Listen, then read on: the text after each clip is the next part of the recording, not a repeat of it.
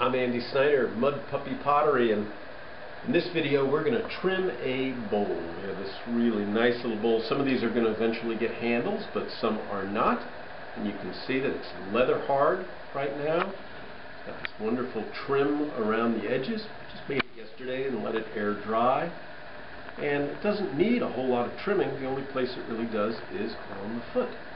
So we're going to center it. Let me show you what it looks like. This is a great clay that has a lot of iron particulate, a lot of speckles in it. You can see a finished bowl like this. Here's the texture on the side that actually is unglazed, but right in the middle, that's just a white glaze that you can see all the speckles that comes from the iron particulate. When it's finished fired at cone 6, that's what it's going to look like. And there's a finished foot on that. I also have a couple of mugs that are in the same style. Here I am back on the camera. This one is a salt fired. You can see the flashing from matte to very glossy from one side to the other, right over the texture. It really is quite attractive. And here's one that just came out of the kiln a couple of days ago. Some of our new glazes here in the studio. And you can see again all of the wonderful speckling that comes through. So let's trim this bowl, shall we? I may need your help. So it's always a good idea. Let's do that before we turn it on. Take your needle tool.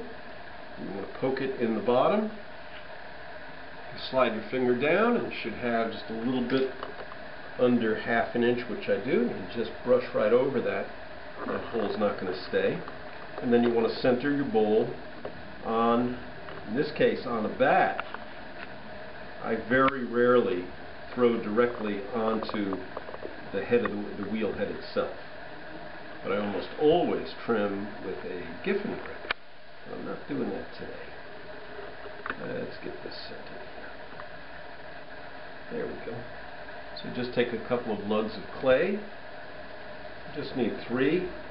You don't need enough to batten down the hatches. Just need enough to hold a small bowl. These bowls are about 1.5 pounds of raw clay. When I start, they're nice and light. When they're finished, they're great for cereal in the morning, or ice cream in the evening, or ice cream in the morning, or cereal in the evening, whichever you prefer. Alright, that's down nicely. I start with a trimming tool, a Euclid trimming tool. It's got nice, sharp bands, flat and round. And what I usually try to do is determine where I want the outer edge of the foot. And I want that to be a little bit more of just a smaller pedestal than what I have right now. It's wide when you take it off after throwing the bowl in its original shape, so you really can't get to, when the bowl's right side up, you can't get down to this area. So of course you leave a little bit of extra. But if you want to start where your foot is, you can do it right on the edge of a tool like this. And you want it to be fairly pronounced. You want the bowl to be up as if it's on a pedestal. It creates shadow and depth, and it really makes for a much more attractive finished piece. So you can see that I'm fairly working at a moderate rate of speed, and I roughly get that where I want it. I turn it around. I like to work with the round edge of the tool right from the center of where my foot's going to be, and I start to spiral toward the outer edge, and I clean it periodically just to get the leather hard trimmings out of my way. And again, you don't, for a bowl this size, you don't need a very wide foot in the actual foot itself. So you come right up, and it's much light, so it's what, maybe 1/4 of an inch.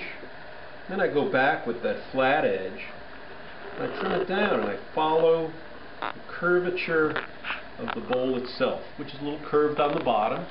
It's not absolutely flat by any means. And I come back in and I just make the pedestal of the foot